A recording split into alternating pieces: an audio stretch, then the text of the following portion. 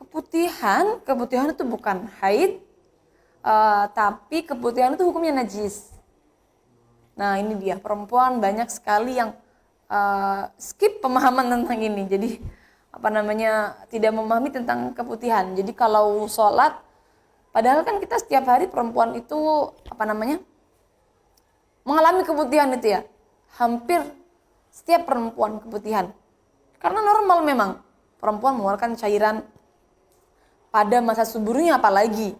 Jadi tapi kebanyakan perempuan di luar sana itu tidak memahami kalau keputihan itu hukumnya najis. Sehingga mereka seumpama sehariannya pakai celana nih. Pakai celana, ketika sholat langsung wudhu. Tidak ada proses istinja, tidak ada proses menyucikan diri dari najis yang bernama keputihan tadi. Nah ini dia termasuk salah kaprah dalam fikih kewanitaan yang sering terjadi juga.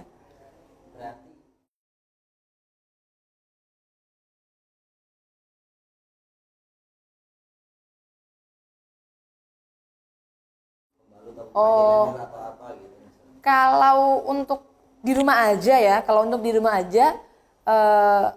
selama di rumah aja kan kita nggak perlu khawatir kan.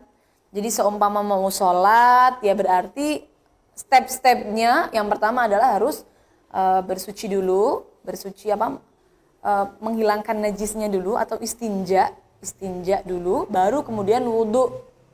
Kalau di rumah kan aman ya, jadi kita ganti celana dalam juga nggak masalah. Celana dalam yang bersih atau celana dalam yang najis tidak dipakai ketika sholat juga nggak masalah.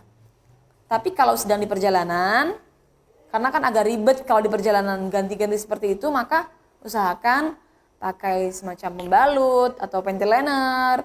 Itu nanti ada yang ada keputihannya diambil, lalu istinja, mencucikan diri atau menghilangkan najis keputihannya, baru kemudian berwudu.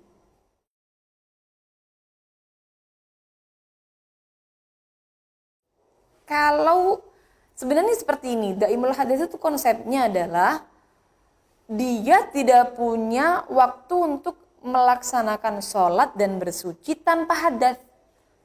Jadi itu ketika seumpama wudu, sholat, itu pasti ada hadasnya. Nah kalau keputihannya sesering itu, maka berarti masuk daimul hadas. Tapi kalau tidak sesering itu, seumpama bisalah setelah wudu langsung sholat, itu tidak pakai keputihan, maka berarti ya bukan daimul hadas.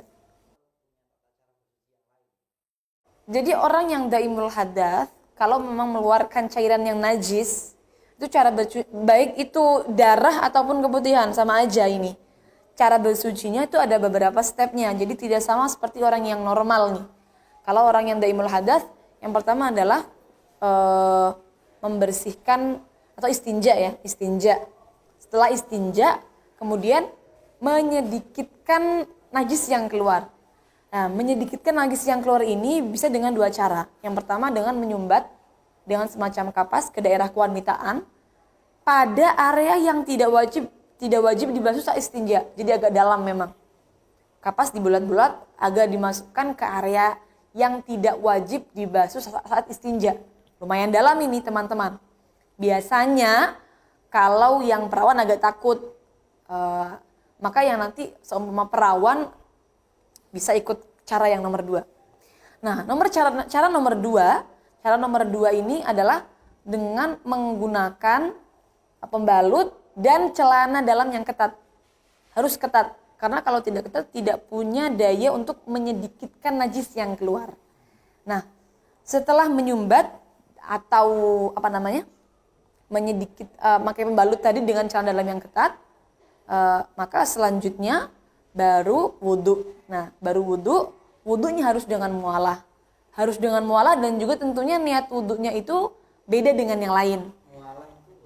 Mualah itu terus menerus. Seumpama kita membasuh tangan, basuhan yang wajah belum kering, itu namanya mualah.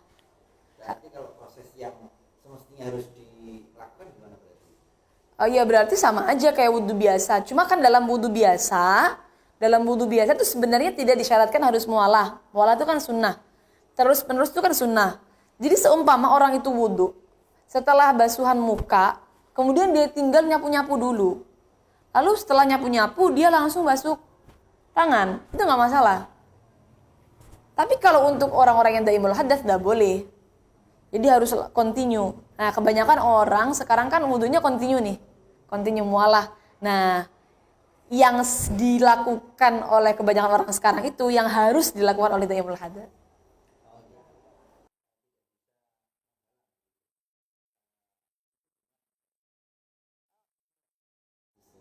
Oh iya, makanya tadi itu kalau hanya dengan pembalut saja, maka harus didampingi dengan celana dalam yang ketat. Maka harus pakai korset.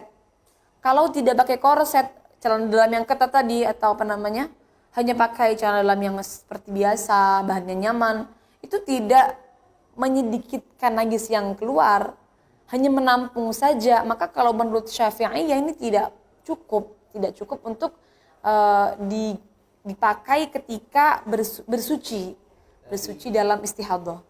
Bahasanya adalah taklilan liddam. Oh gitu. Dalam redaksi kitabnya adalah taklilan liddam. Jadi makanya ada dua opsi. Cuma memang yang paling utama mengerjakan dua-duanya. Kalau seumpama satu aja tidak cukup, maka harus dua-duanya dipakai.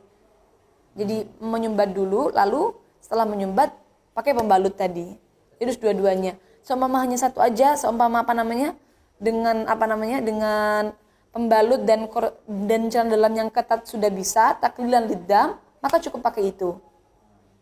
Kalau tidak cukup berarti harus dengan menyumbat seperti itu. Berarti dengan melihat pas terus atau pas terus itu Iya, pas lancar gitu. iya pas lancarnya, banyaknya darahnya. Sama pas bancar darahnya cukup dengan softtek dan celana dalam yang ketat, maka tidak masalah. Tapi teman-teman mungkin bisa dijadikan solusi ya. Jadi kan kadang-kadang teman-teman itu ada sebagian yang perawan itu, wah nanti kalau ketinggalan di dalam gimana? Orang itu kalau nyumbat ketinggalan di dalam gimana? Kalau selap udaranya sampai robek gimana? Kan ada teman-teman yang mungkin was-was sampai segitunya. Dan memang kalau kita lihat daripada saran dokter tidak disarankan memasukkan hal-hal yang ya itu kan termasuk bukan lazimnya kan memasukkan semacam kapas ke dalam area kewanitaan. Itu kalau dokter tidak disarankan. Sehingga mungkin bisa dibuat solusi dalam mazhab Hanafiyah itu hanya cukup pakai pembalut saja. Ya jadi solusi. Jadi supaya teman-teman itu punya solusi lah. Semua bisa pakai Syafi'iyah bagus sekali. Tapi kalau untuk jadikan solusi, jadi untuk perawan mungkin kalau sudah menikah, saya rasa pakai Syafi'iyah harusnya. Kalau anak-anak perawan ya mungkin takut, atau anak-anak kecil. Jadi kan istihadhah itu kan tidak selalu dialami oleh orang yang sudah menikah saja. Kadang-kadang anak baru keluar darah langsung istihadhah. Nah kan kasihan seumpama anak itu baru 10 tahun lalu langsung istihadhah. Kan kasihan seumpama dikasih hukum yang kamu harus menyumbat. Kan kasihan mereka aja dengan darah aja takut. Ya. Maka kan ya sudah cukup pakai pembalut saja. Seumpama pakai celana dalam yang ketat ya kita pakaiin korset kan kasihan juga. Anak-anak kecil masa langsung pakai korset-korset seperti itu kan. Juga ada angga ukurannya kan seperti itu kan.